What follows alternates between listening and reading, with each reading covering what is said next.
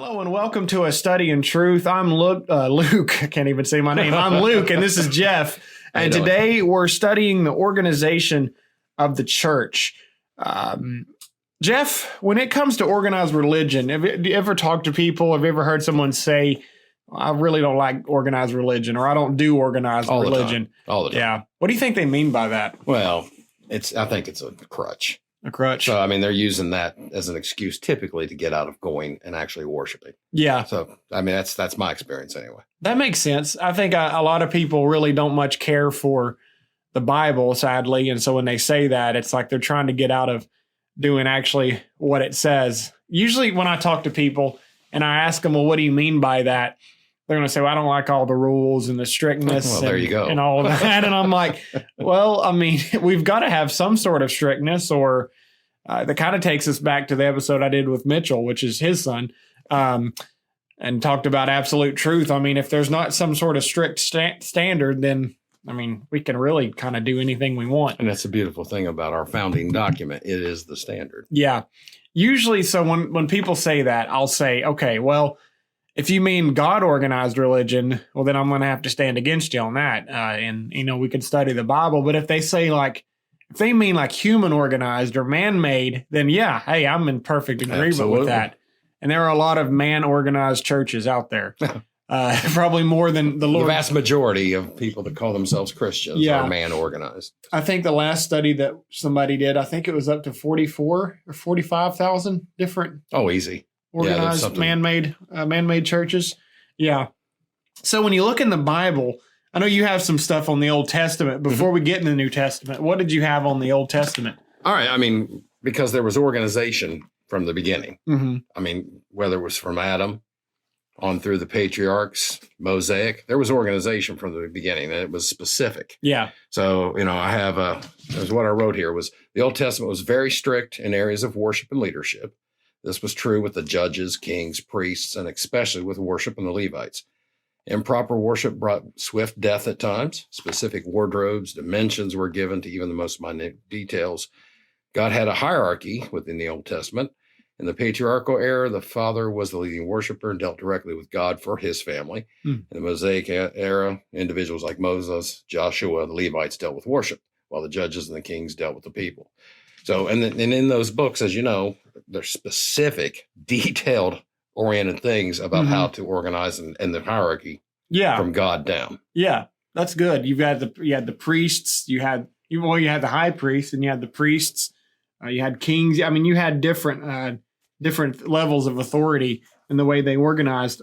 You mentioned the Old Testament. I think about 1 Kings chapter 12. Yep. Beginning in verse 25, it says that Jeroboam built Shechem in the mountains of Ephraim and dwelt there. Also, he went out from there and built Peniel. And Jeroboam said in his heart, there's usually the problem when it comes to doing it your way, your heart. Now the kingdom may return to the house of David. If these people go up to offer sacrifices in the house of the Lord at Jerusalem, then the heart of this people will turn back to their Lord, Rehoboam, king of Judah. And they will kill me and go back to Rehoboam, king of Judah. So I already see some severe jealousy going on between Jeroboam.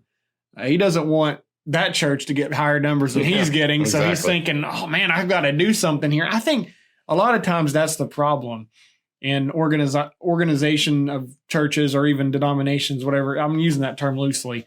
I think people, it's like they're wanting to get bigger numbers than the other church or something. I don't know. Yeah. Yeah, you see these huge places, but it's usually because they have something cool or cooler than the other church. Some of it's pretty entertaining, too. Oh, yeah, very entertaining. So it says in verse 28, therefore the king asked advice, made 2 calves of gold, and said to the people, it is too much for you to go up to Jerusalem. Here are your gods, O Israel, which brought you up from the land of Egypt. Now, you think they would have learned from Moses' day exactly why this is wrong, but it said he set up one in Bethel, and the other he put in Dan.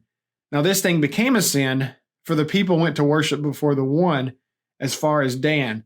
He made shrines on the high places and made priests from every class of people who were not of the sons of Levi.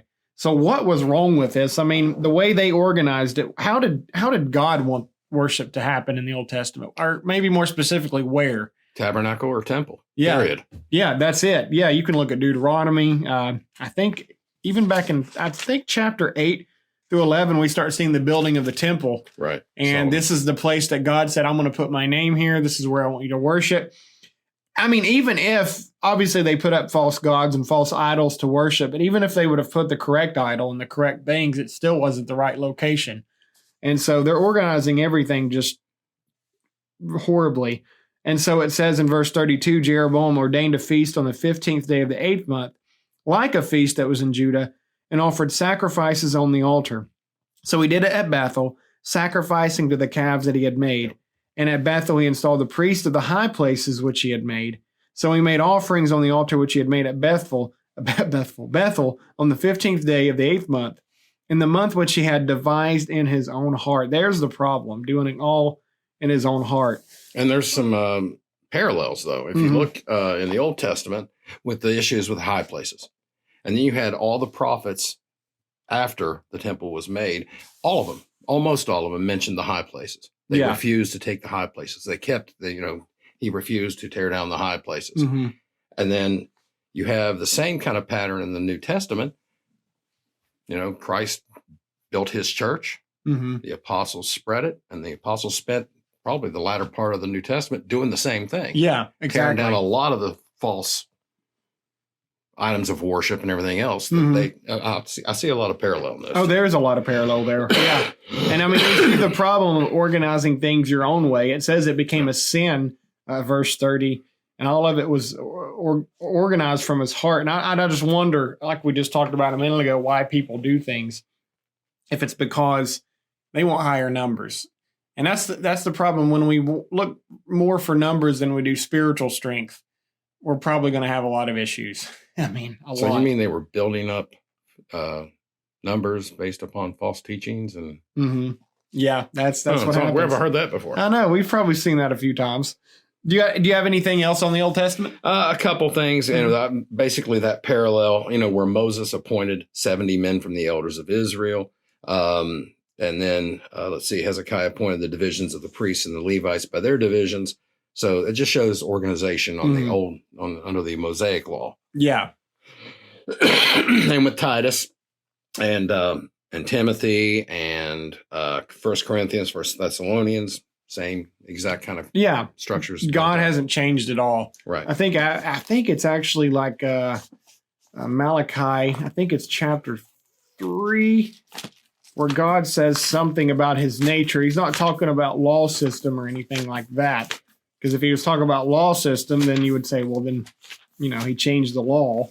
But the way he does things, I think it's, I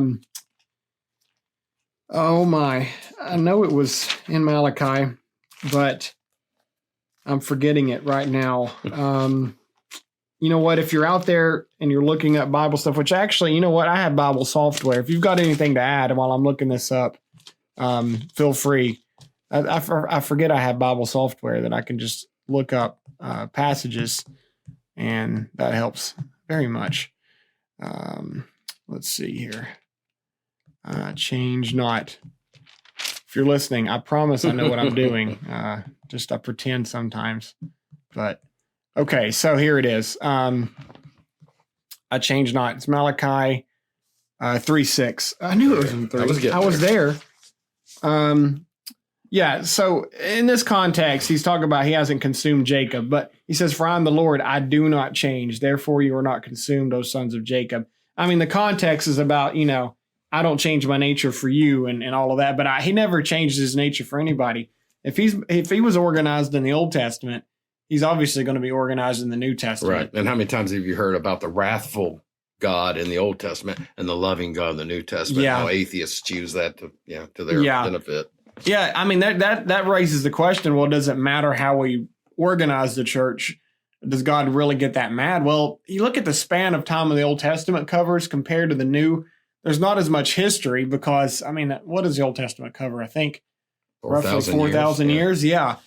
New Testament only covers, I think. Today. Until today, yeah. I guess the Bible, probably like Book of Acts covers maybe 50 or less, something like that. So, yeah, But you do see events where God strikes people dead. Ananias and Sapphira, he strikes a false teacher, blind.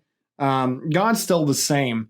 So when we look in the book of Acts, I've got some passages here that I think will be interesting. I'm there already. So, the church started getting established in Acts chapter 2, but there was a problem beginning in Acts chapter 6.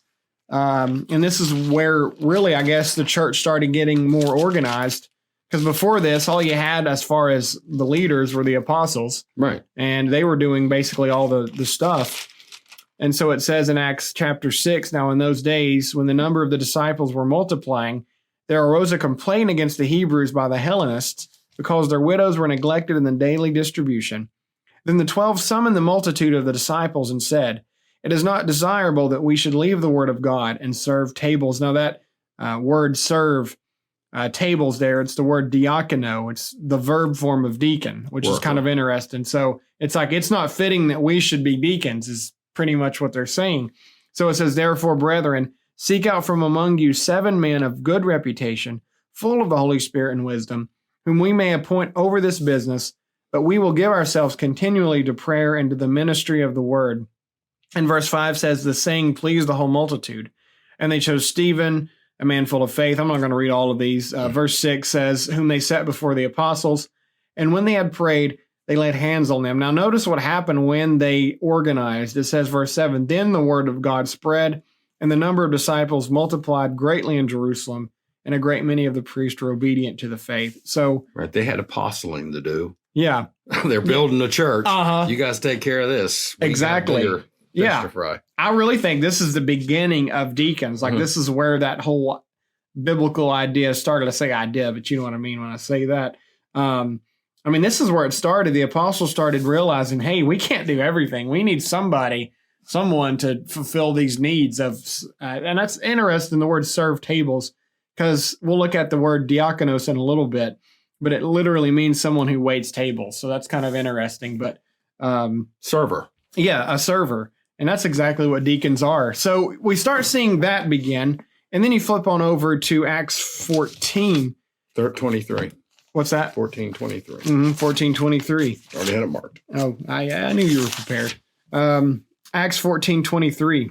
Now, up until now, really the decision makers in the church, well, the Lord's the decision maker, but the leaders of the church were the apostles. They were the ones that had that authority. But you see in verse 23, "So when they," that's the apostles, "had appointed elders in every church and prayed with fasting, they commended them to the Lord in whom they had believed." Now, I'll talk about the number and all of that later of the elders, but here we just start seeing this transition of elders being in the church. Right. And it's interesting because you look at Acts 14 in the beginning of elders, chapter 15, verse 2, it says, "Therefore, when Paul and Barnabas had no small dissension and dispute with them, they determined that Paul and Barnabas and certain others of them should go up to Jerusalem to the apostles," and here it is, "and elders." So now we see the elders start getting included with the apostles. Verse 4 says, "When they had come to Jerusalem, they were received by the church with the apostles and elders." Verse number 6, "Now the apostles and elders came together to consider the matter." Verse 22, "Then it pleased the apostles and elders." And then finally, verse 23, they wrote this letter, and it says, they wrote this letter by them, the apostles, the elders, and the brethren. So you start seeing this transition of now it's going to be elders. And obviously we'll talk about elders in here in just a moment. Right. But, the companion verse to 14:23 in Acts is Titus 1:5. Yeah, that you would ordain in every elders in every church. Right. Yeah, so it wasn't only the apostles doing this, but even the preachers back then were setting up elders in the church. So, does God want organization or doesn't he? He does, yeah. He does. And he said, and I think it's John 14-16, that the things they would be doing would be by the Holy Spirit. He's not going to be saying things of his own accord. He says that he's going to show you what I'm telling him. So everything that they're doing is under the inspiration of the church. And before we even get into the elders, if we want to be the Lord's church, we have to do it the way they did it. I mean, you can't be the church and not do what the church did. I mean, that wouldn't make any sense, right? Well, I've read the entire whole New Testament, and Old Testament. I didn't see anything about church fathers in there. Church fathers. Yeah, I didn't either. There's whole denominations built on that kind of organization. Oh, yeah, the fathers, yeah. Yeah. All we see here is elders. And so now we get into elders. Do you have anything else to add before we keep going? No. Okay. We've covered it. I'm not going to steal any of your material. So we'll probably have the same stuff. That's how it goes. Let's talk about the names of the elders. If you need a good sermon outline, I come up with this today. Yeah. Elders, names, number, necessity, and needs. So there you go. If you like alliteration, let me see, that's for you. How many names for elders did you come up with? Well, I didn't come up with them. Well, I mean, no, I'm just kidding. I know what you meant. Let's look at Acts 20. All right. Acts 20. I think it's really cool because here Luke, the author of Acts, uses every name that is supposed to be said about an elder. So it says in verse 17, speaking of Paul, from Miletus he sent to Ephesus and called for the elders of the church. Now that Greek word there is presbyteros. I think I'm saying that right. Where are you at again? Acts 20:17. Oh, 17. Yeah. Okay. Yeah, you're good. The word elders there, presbyteros, means older one, a senior, a term of rank of office or office. So obviously implies it's guys that are older. And it says a senior there. I mean, today, what's senior age? I think 65. Yeah. So, I mean, I don't know what a senior was back then. Getting there quick. But probably this, yeah. Well, I'm not going to say that. So, no, I want to remain friends. Just kidding. So, verse 28 says, as he's speaking to the elders still, it says, therefore, take heed to yourselves and to all the flock among which the Holy Spirit has made you. Now, who's he talking to? The elders. He's made you overseers. Now, that's the word episkopos, means a bishop. So, like when you see 1 Timothy 3 and Titus 1 says the office of a bishop, it's the same word. It's an overseer of things done by others. So far we see these guys as people who are older. We see these people who oversee things. And then it says he's made you overseers to shepherd the church of God, which he purchased with his own blood. That word is poimeno. I think I'm saying that correctly. I'm a bad Greek person, but it means shepherd. What is typically the word though that people say from the denominational world? What word do they say instead of shepherd? Pastor, which is not wrong. It's not wrong, but I think most people don't realize that's like the Latin translation of poimeno. But usually it's always shepherd. I think Ephesians 4 is the only place it says pastor. Right. But like any other place it says shepherd. And the thing is, pastor, pasture, sheep, all that, they all have the same root word, pastor and pasture. So anyway, that makes sense. Right next verse 29, savage wolves will come in among you, not sparing the flock. So they're shepherds, plus that, in other words, they're basically guarding against false doctrine. That's pretty much, that's it. You can't get around that. So now we do not see this in the denominational world. Men have organized it to where there are elders and there are pastors. Like they'll actually make them like two separate offices. I didn't know this was a thing until I was talking to a friend who's in the Presbyterian church. Not picking on them at all. I mean, they're good people, but yeah, they have lay pastors and pastors, and all kinds of stuff. And then they have elders, and you don't see a separation between the two here. You see them all being the same thing because he's talking to the elders. So, like, if you read the word pastor, it's also talking about an elder. It's also talking about a bishop. It's also talking about a shepherd, and vice versa with any other words. It's all the same thing for just one office. It's just different names. Yeah. So at least 4 or 5. We do that too with like leaders of the country. We call the president.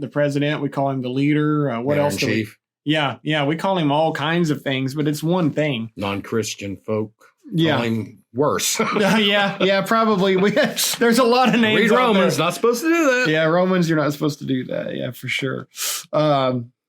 So yeah, you don't see this. I think there's a huge misunderstanding with these words because I don't think many people realize that elder, pastor, bishop, shepherd, it's all the same thing. But I mean, when I talk to people, they'll say, "Are you the pastor?" And I'll say, "Oh, I'm just the preacher." And they're like, "What?" And I'm like, well, those are two different things. Like, preacher is one who heralds the truth, brings the gospel.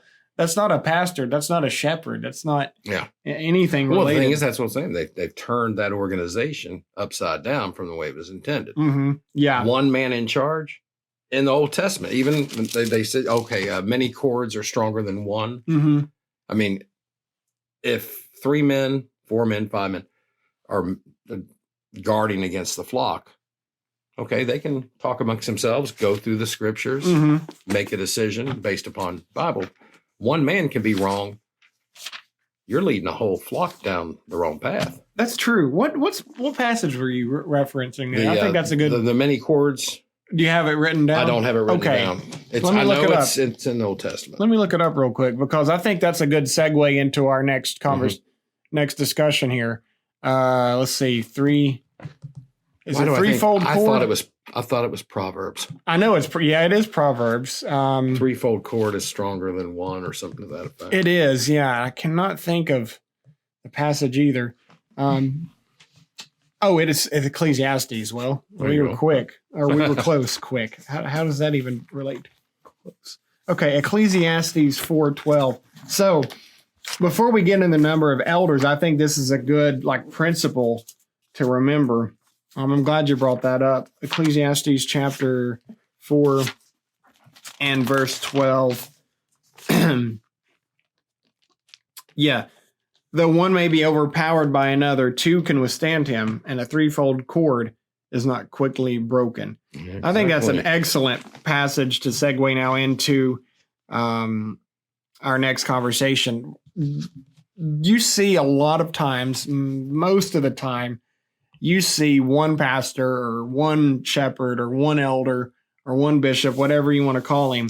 That's typically the way it goes in denominational. Yeah. It's rare that you'll see more than one. Now, you might see a couple, but one's the assistant, one's the lead. And you even see that in the Church of God. I mean, they have elders. Mm-hmm. But you have a lead elder. Yeah, lead elder. And all that. So, I mean...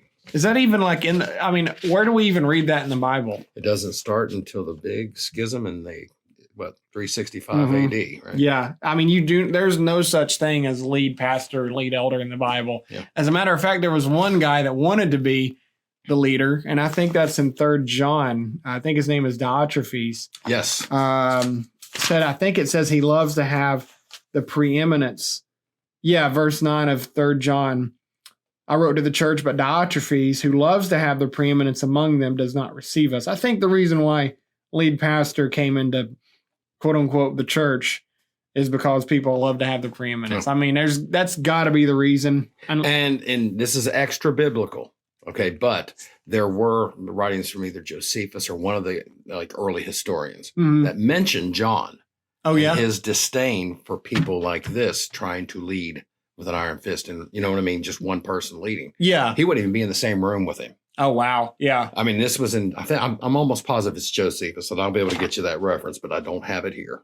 It doesn't sound like John liked him, because it says, verse 10, therefore, if I come, I will call to mind his deeds which he does, prating against us with malicious words, and not content with that, he himself does not receive the brethren, and forbids those who wish to, putting them out of the church. So it doesn't sound like he likes him very good or very much. The whole idea of lead pastor, it's not a thing. But another problem you see, though, is just one pastor. Is that how God organized that? No. Where would we go first? We already mentioned one. Appoint 7 men. Okay. And like you said, for the servants, and it also mentions it for the elders. Now, in 1 Thessalonians 5, 12 through 13, it uses a plural. It does not say a number, but it does say plural. Okay. But we ask you, brothers, to acknowledge those who work diligently among you, who preside over you in the Lord and give you instruction. In love, hold them in the highest regard because of their work. Live in peace with one another. Where is that again? 1 Thessalonians 5, 12 through 13. I'm looking at the wrong passage, I think. And Hebrews 13, 17. Oh, I'm looking at 1 Timothy. That's why. That's probably why. Okay, yeah, I see that now. Them who labor among you. That's a good point. Yeah. And Hebrews 13, 17. Obey your leaders and submit to them. Yeah. They were That's keeping good. watch over your souls. Yeah. Now, why would they say plural? I mean, did the apostles set up one and then man made it plural? But, well, no, because if you go back to the apostles, we've already read Acts 14:23. It says when they ordained elders Mhm. in every church. Now, I heard a guy tell me, well, that means that they established one elder for each church congregation. I thought, well, if God wanted just one, he would say ordained an elder in every church. And they didn't say this. And I think we said that in Titus, right? Yeah. So Titus 1:5. For this reason, I left you in Crete, that you should set in order the things that are lacking and appoint elders in every city, not Yeah. an elder in each town, Mm-hmm. elders in every city. Exactly. Acts 20:17, we've already read this, but it said he sent for Miletus and called for the Right. elders of the church at Ephesus. Right. So there were a plurality of them. And he says he has made you overseers to shepherd. There's plural there. One more I want to get is Philippians 1:1. The church at Philippi, which there was only one back then, as far as I know. Don't know of any others as far as the Bible's concerned. It says, let me get there. Philippians 1:1. Paul and Timothy, bondservants of Jesus Christ, to all the saints in Christ Jesus who are in Philippi with the bishops, and that's elder or shepherds, just whatever you want to put in there, with the bishops and deacons, which there's another thing there. There's plurality of deacons Correct. too. There's not just one. Why is it that people just have one today? I mean, I don't understand. Well, I mean, What do if you you're think? if you have singular deacons, your church is on your congregation's on the way to dying a pretty quick death. Yeah. You've got no one doing the work. Yeah. You're That's going to leave true. by the wayside. And that goes with elders too, as we just read in Proverbs. right. One man against, I don't know, how many do we have here at Cerrito? 100, about roughly? About that. About 100, yeah. I mean, you imagine just one man putting up with 100 people, and you know that's got to take a toll on those guys that do it as one. Well, personality comes into it. Yeah. And you're just waiting. Yeah. I actually met one really nice guy who we were studying together. He's not a Christian, but we were studying the Back to the Bible series, which is an awesome series for trying to convert people. And we got to the plurality of elders, and I was kind of nervous because he's the pastor, and I was like, we'll see how this goes. And we started studying, and I said, so do you think it's right to have more than one pastor in the church? He goes, oh, absolutely. As a matter of fact, I'm trying to have more than one at my congregation. And I'm like, that's awesome. Like, I mean, I wouldn't have just one. I would wait till I have more than one. I mean, just to be biblically safe. Some people say, is it sinful to have one and get more later? I'm not going to say, I'm going to err on the side of caution and say you might start with two. I mean, that's if I'm erring on the side of caution, because And if you really want to push that idea a little further, yeah, God set it up in odd numbers. yeah, Almost every time. Mhm. Anytime he's appointed, like I mentioned in the Old Testament, 7. mm-hmm. Every time he's 7, because if there's disagreement, Yeah, they're not taking sides and choosing camps. yeah, And the odd number, just like a jury. mm-hmm. Might You be a know. good idea to get 7 if you can. That Yeah, would be great. but just having one, I mean, Yeah. it's a lot of stress. And not only is it stressful, it's wrong. Now, people will say, well, I mean, why does it matter? Well, that's how they did it. That's exactly how they did it. They had elders. And if we're trying to be the Lord's church, I mean, why don't we just forsake all these man-made ideas and just go back to like they did it? I mean, it's not that. Why didn't Jesus just pick one apostle? Yeah, that's true. That's another good point, too. You imagine all the work they had to do with just one apostle. Peter, we need you over here. Yeah, it's like, wait a minute, but I'm over here. Yeah, that would be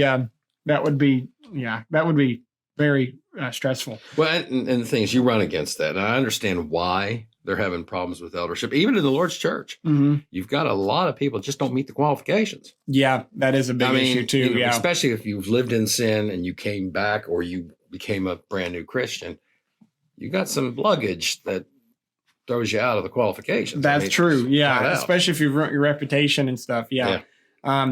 I think that's all we have time for this part right now. We may have to do a part 2 if you got the time for it. Hey, I'm yours. Awesome. Okay.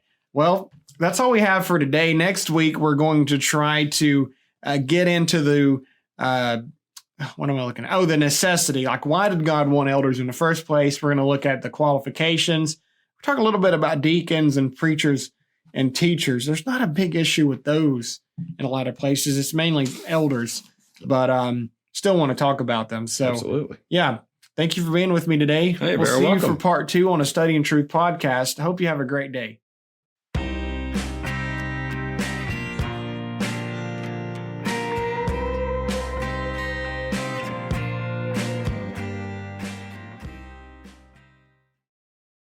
Thanks again for listening. If you need to reach out to us, please email us at astudyintruth92@gmail.com or call us at 423-946-4515.